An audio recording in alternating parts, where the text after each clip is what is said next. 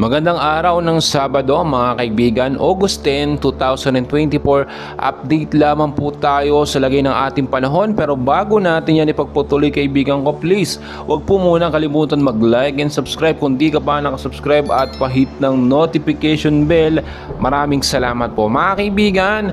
Ito po nga binabantayan natin ng mga nakaraan na si Typhoon or Bagyong Maria mga kaibigan ay tuluyan na nga pong nakalayo, no? At kung kitang-kita nyo naman sa ating pinaka-live radar, kahit lumakas na po ito, nasa 110 km per hour na po kasi ang lakas ng kanyang hangin ngayon. May bugsong pumapalo naman sa 130 km per hour pa northwestward sa bilis po na 15 km per hour. Pero ang kagandahan at gunyos mga kaibigan, nasa malayo po ito at wala pong direktang epekto sa ating bansang Pilipinas. So ang nakaka-apekto ngayon sa atin mga kaibigan ay ito pa rin pong southwest monsoon or hanging habagat, no, na nag-a-attract po or nag-a-attract ng mga cloud cluster na posibleng pumasok sa ating bansa. So narito po yung mga lugar na apektado nitong hanging habagat mga kaibigan, at titignan din po natin kung may mga bantaban ng panibagong bagyo papasok dito sa ating par, no, or mga low pressure area at cloud cluster.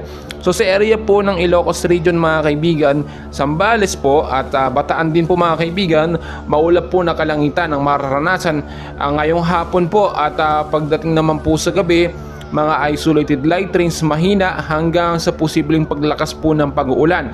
Nararanasan po natin yan mga kaibigan, no? Tuwing hapon po yan mga kaibigan, yung isang bugso, no? Minsan tumatagal din po yan, no? Pinakamatagal na po, no? Mga 30 minutos po mga kaibigan. Kaya naman kung lalabas kayo sa hapon, magdala ng payong, jacket, kapote, panlaban po sa mga biglaang pag-uulan. Yung impact po nito mga kaibigan kung sakasakali pagbabaha sa mababang lugar at landslide po sa mga landslide prone area.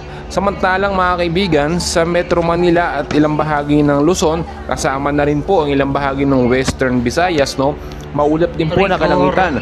Ang mararanasan dyan, merong mga isolated light rains and heavy rainfalls pagdating sa gabi dahil po sa southwest monsoon. So etong southwest monsoon mga kaibigan, nakita nyo naman habang tumatagal, nakikita natin parang lumalakas yung kanyang pagpaulan. Pagdating po sa hapon, nag-a-attract din po ito, no, or humahatak po na mga cloud cluster sa labas ng par na posible naman pong maging active LPA. Ang ilang bahagi naman po ng ating bansa mga kaibigan ay apektado naman po ngayon ng localized thunderstorm. So marami nagtataka, no, kahit wala sa forecast weather condition ng mga lugar, may mga pag-uulan dahil po yan sa mga localized thunderstorm mga kaibigan. So asahan din po ang maulap na panahon sa hapon, mga isolated light rains to heavy rainfall pagdating sa gabi, at kapag magalakas po ang pag-uulan, mag-ingat po tayo sa banta ng magbabaha. Ganyan din po sa banta po ng mga landslide, no, especially sa mga mountainous area, sa mga landslide prone area po mga kaibigan. So tignan natin mga kaibigan, ito bang si Typhoon Maria, no, ay posible bang yung direksyon niya bumalik papasok sa par, no? Mga kaibigan, napakalabo na dahil sobrang layo na po nito sa ating Philippine Area of Responsibility. Pero nakikita pa rin natin siya sa map radar mga kaibigan. So yung lakas nitong si Typhoon Maria mga kaibigan ay posibleng makabuo or magbuo po ng mga cloud cluster sa palibot po ng Philippine Area of Responsibility.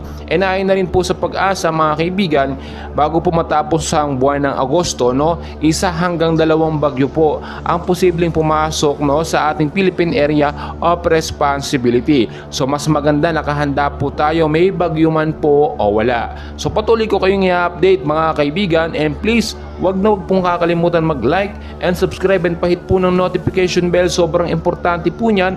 Maraming salamat at happy